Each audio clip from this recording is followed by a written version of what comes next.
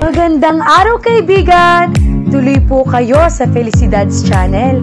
Sa mga kwento ng buhay at pag-ibig na hinalukay sa natatagong baul ni Felicidad. Pero bago po tayo magpatuloy, huwag niyo pong kalilimutan na i-like ang video, i-subscribe ang channel, at i-click ang notification bell para lagi kayong updated sa mga parating pa na upload.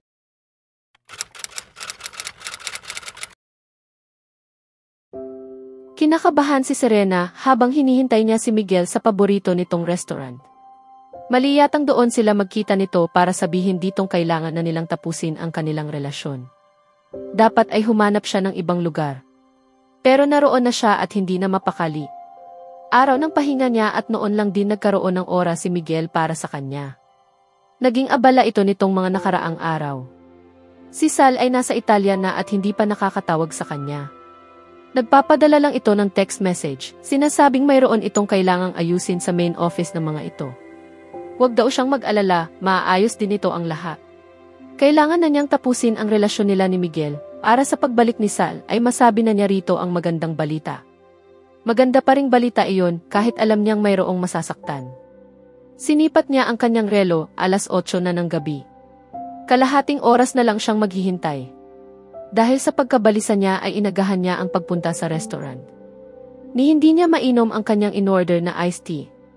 Noon lang niya gagawin ang ganoon kaya naman kinakabahan siya ng husto. Marami silang pinagsamahan ni Miguel kahit wala pang 1 taon sila nitong may relasyon. Menos 15 bago mag-alas 9 na pero wala pa rin ang lalaki. Nababahala na siya. Hindi tipikal para dito ang mahuli sa usapan. Eksaktong 9:00 ay nakita niya itong pumasok sa restaurant.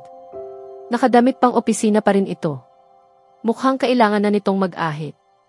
Hulas na ang hitsura nito. May problema ba? Tanong niya. Bumuga ito ng hangin. Oo, meron. Mukhang mali ang timing ng balak niya. May maitutulong ba ako sa'yo? Tanong ko. Umiling siya. Ang kapatid kong si Hilary, sagot niya. Kita sa boses ang pag-aalala. Alam niyang paborito nito ang kapatid nitong babae na sumunod dito. 3 ang mga itong magkakapatid. 21 anyos ang kapatid na babae nito. Ang bunsong lalaki naman ay nasa high school pa lang. Malalayo ang agwat ng edad ng mga ito. Noon pa nito nabanggit sa kanya na rebelde raw ang kapatid nitong babae. Ano nangyari? Sa pagkakaalam niya ay nasa Davao ang kapatid nito, sa Orchard, ipinadala roon dahil nabarkada sa mga delinkwente sa Maynila. Kasama nito roon ang yaya nito. Isinalaysay sa kanya ni Miguel na ayon daw sa yaya ng kapatid nito ay umalis ang babae pero tumawag at papauwi na rin daw. Simula kagabi, hinahanap ko na siya. Katatawag lang ni Manang, pauwi na raw si Hilary, nag-text sa kanya. Hindi na sana ako pupunta rito pero tumawag na siya. Hindi ko lang alam kung hanggang kailan siya mababantayan ng yaya niya. Lahat kami ilubhang nag-aalala para sa kanya. Hindi ko na alam ang gagawin ko sa batang yon. Ayaw niya kaming kausapin, ang yaya lang niya ang kinakausap niya. Hindi rin siya sumasagot sa mga tawag o text namin. Napalunok siya. Mali nga ang tiyempo niya. Mas makabubuting huwag na muna niyang sabihin dito ang balak niya. Marahil bukas na lang kapag medyo nahimasmasa na ito. Umorder na ito pero parang wala itong ganang kumain. Kailangan mong kumain. Medyo pumayat ka na. Bakit hindi na lang tayo magpakasal bukas, Serena? Labis siyang nabigla sa sinabi nito. Masyadong biglaan. Para bang nahipnotismo ito habang kumakain, doon lang nakatuon ang tingin nito, at nang tila matauhan, kasal agad ang unang lumabas sa bibig nito. Ano nang sinasabi mo, Miguel? Magpakabaliw na lang tayo, magpakasal na tayo bukas. May mga papeles pang kailangang ayusin, Miguel, paghahanap niya ng palusot. Dapat ay tinanggihan na niya ito, sinabi na sana ang tunay niyang pakay sa pakikipagkita, pero hindi niya magawa. May konsyensya siya. Nagyayaya itong magpakasal, tapos bigla na lang siyang makikipagkalas. At sa panahong halatang may pinagdadaanan ito. Hindi niya yata kayang gawin iyon kay Miguel. Gusto ko na lang talagang tumino at manirahan ng maayos, sabi nito, may lungkot sa boses. Hindi siya umimik. Salamat na lang at tila natauhan ito, hindi na nito ipinilit pa ang sinabi nito. Ilang saglit pa, nag-ring ang cellphone nito. Mukhang sumisigaw ang nasa kabilang linya dahil kahit paano'y naririnig niya ang boses sa kabilang dulo. Agad na tumayo si Miguel, naglabas ng pera at iniwan iyon sa mesa. Serena, pasensya ka na, pero may problema si Hilary, bakas ang pag-aalala at kaba sa boses nito. Ano problema? May problema siya. Kailangan ko nang umalis. Umalis na nga ito. Maya-maya ay sumunod na rin siya rito. Mukhang matatagalan pa bago niya masabi kay Miguel ang lahat. Makakapaghintay siya ng ilang araw. Pero kinabukasan ay tinawagan siya nito at nakipagkita sa kanya. Baka raw hindi siya maasikaso nito sa mga susunod na araw. Nasindak siya nang malaman kung ano ang nangyari kay Hilary na kidnap ito at kasalukuyang hindi alam kung saan dinala ng mga kidnappers. Hindi namin alam ang gagawin. Hindi rin namin alam kung sino ang mapagkakatiwalaan. Pakiusap, huwag mong ipagsabi ito kahit kanino. Kapag may nakaalam baka hindi na namin muling makita si Hilary. Tumango siya. Maaasahan siya nito. Hindi siya makapaniwala. Nanghina siya, pero ano ang magagawa niya? Parang pinaglalaruan siya ng tadhana. Pero hindi siya magpapatalo, lalo na ngayon. Malapit na sila ni Sal sa finish line. Makukuha rin nila ang trophy. Magiging sulit naman ito. Sa bawat araw na nagdaraan ay lalong hindi napapakali si Serena. Alam niyang kailangan na niyang tapusin ang relasyon nila ni Miguel sa lalong madaling panahon. Ayaw niyang magkaroon na naman ng pagdududa sa kanya si Sal. Ngunit anong klaseng tao siya kung ngayon niya sasabihin kay Miguel iyon? Kailangan nito ngayon ang suporta niya. Nag-leave siya sa opisina para makasama nito. Malaki na ang ipinayat nito sa loob lang ng isang linggong pagkawala ni Hilary. Puno ng tensyon ang kabahayan ng mga ito, naghihintay sa tawag ng kidnappers. Kinausap ng mga ito ang isang senador. Ito ang tumutulong sa mga ito. Pero mahirap na madakip ang mga kriminal sa ngayon. Mukhang profesional ang mga kidnappers at marahil ay nakatunog dahil mula nang humingi ng ransom na 50 milyong piso ay hindi na muling tumawag ang mga ito. Nababahala ang pamilya na baka hindi na makita ng mga ito si Hilary. Sa isang banda ay nakakalma siya kahit paano tuwing tatawagan siya ni Sal at sasabihin nitong may mga inaayos pa raw ito sa Europa. Kinailangan daw nitong magtungo sa France para sa isang trabaho. Isang linggo na ang lumipas mula nang umalis siya. Sa isang araw daw ay babalik na ito sa lola nito. May lumabas na bridal magazine kung saan cover girl si Candice. Marahil iyon ang sanhi ng kanyang matinding pagkabagabag, mas lumalaki ang mga bagay na kailangang ayusin. Bakit hindi ka nalang umuwi, Serena? Magpahinga ka. Hindi patas na pasanin ka nito, ani Miguel sa kanya. Para kang bago ng bago sa akin, sagot ni Serena. Nandito ako para sa'yo, ha? Makinig ka, uuwi muna ako para kumustahin si mama, pero babalik din ako pagtanghali. Hinagkan niya ito sa noo. Pagdating niya sa bahay, nakita niyang nanonood ng pang-umagang balita ang kanyang ina. Walang alam ang mga ito tungkol kay Hilary. Naging totoo siya sa sinabi niya kay Miguel, wala siyang pagsasabihan yon. Mayroon na namang balita sa telebisyon tungkol sa kasal ni Candice. Natutuwa ang mga reporters na ang tumatahi ng gown ni Candice ay isang sikat na Filipino designer sa New York. Anak, naisip mo na ba kung ano ang wedding gown na isusuot mo? Tanong ng kanyang mama. Heto na naman sila. Hindi pa niya nasasabi rito ang lahat. Kailangang maunang makaalam si Miguel. Mama, baka mauna ka pang magsuot ng wedding gown kaysa sa akin. Mukhang inaaraw-araw ka ni Doc, tang kanyang pag-iiba ng usapan. Alam niyang kapag nabanggit na niya ang bagay na kinahuhumalingan nito ay maiiba na ang takbo ng usapan. Ganoon nga ang nangyari. Sa lahat ng iyon, ang ilaw ng gabay niya ay ang kanyang ina. Salamat at natapos na ang kalbaryo nito. Lumipas ang 2 araw at nakatanggap siya ng tawag mula kay Sal. Kumusta ka na? Nag-aalala ako sa iyo. Mabuti naman ako. Sa kasamaang palad, may sakit ang lola ko. Sobrang lagnat niya. Ay ikinalulungkot kong marinig yan. Hindi ko pa nasasabi sa kanya. Humina ang tinig nito. Ayos lang. Hindi ko pa rin nasasabi kay Miguel. Bakit? May mga problema siya ngayon. Lahat naman tayo may problema, Serena. Parang nagtatampo ang tinig nito. Napabuntong hininga siya. Hindi niya masabi rito ang totoong dahilan. Aabot ako dyan, pangako ko sa'yo. Nakakabahala lang ang mga paghahanda para sa kasal mo, Sal, anya, nanginginig ang boses. Hindi niya mapigilan ang sarili. Ayaw niyang dagdagan ang alalahanin nito, pero naghahanap siya ng kasiguruhan. Siguro'y makasarili siya, pero naapektuhan siya sa mga nakikita at nababasa niya. Si Candice ang cover girl ng Manila Bride ngayong quarter. Ah, yon pala. Lumabas na nga ha? Oo, lahat pinag-uusapan ang kasal mo. Ganoon talaga, wala akong magagawa sa ngayon. Pero maniwala ka sa akin, aayusin ko ito. Naniniwala ako.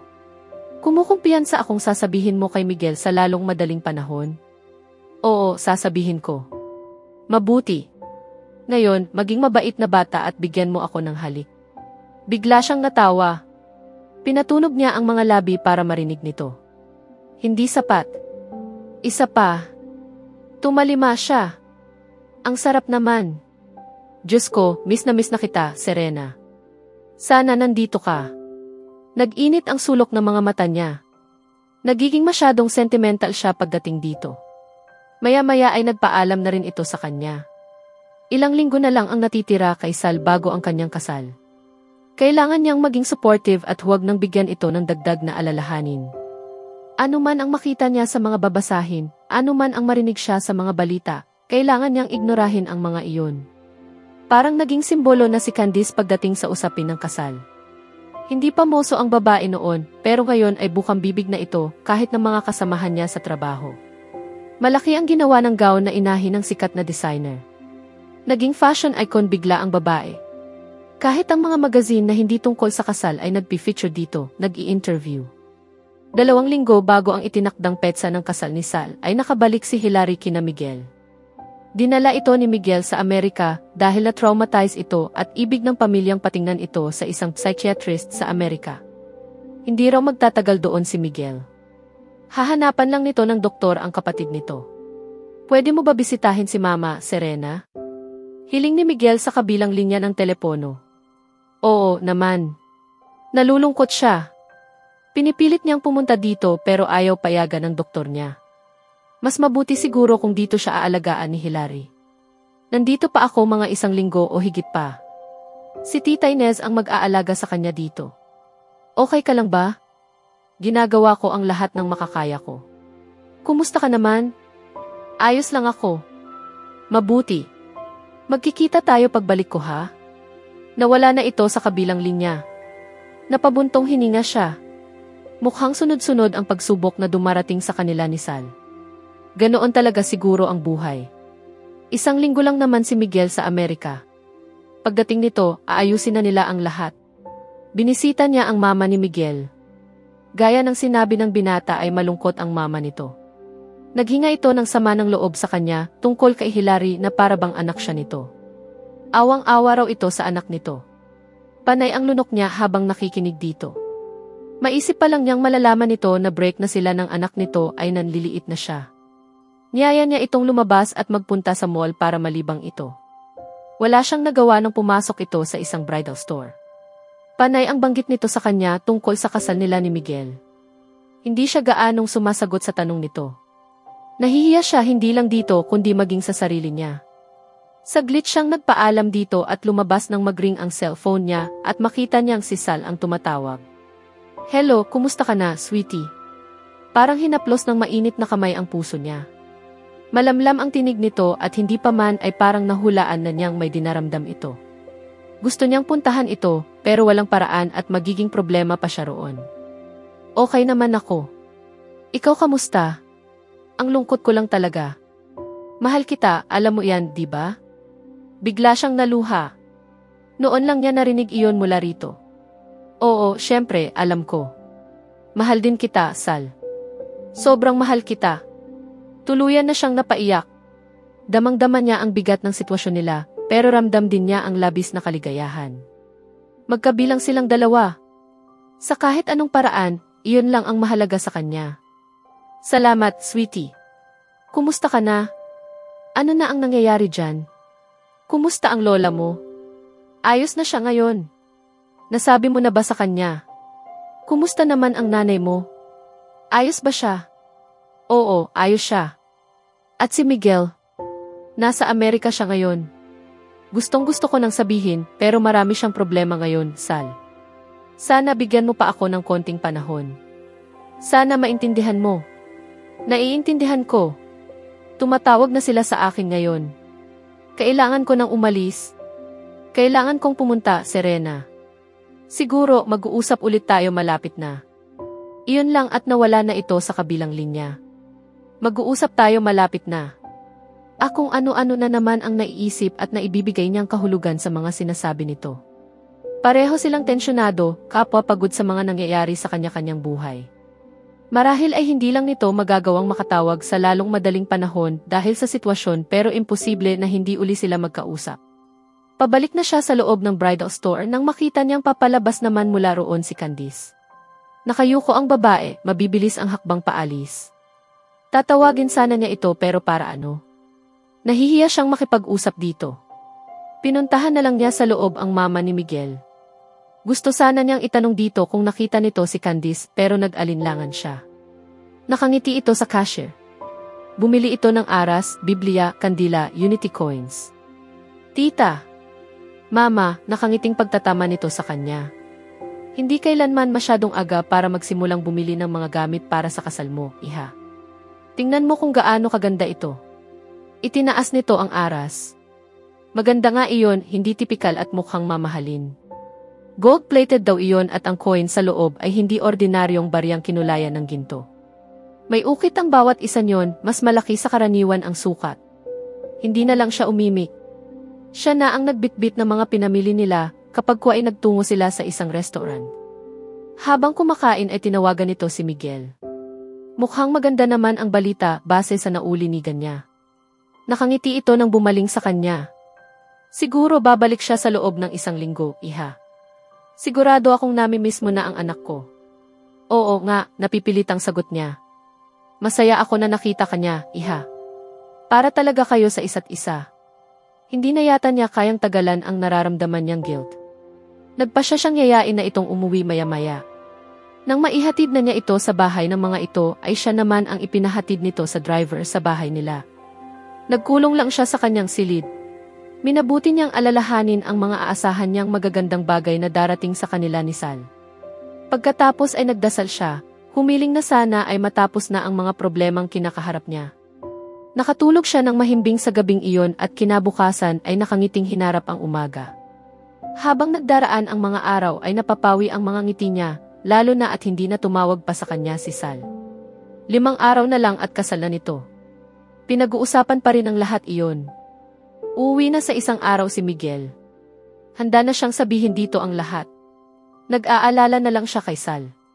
Sinubukan niya itong tawagan pero hindi niya ito makontak. Hindi niya alam kung ano ang nangyayari dito. Hindi niya naiwasang mangamba.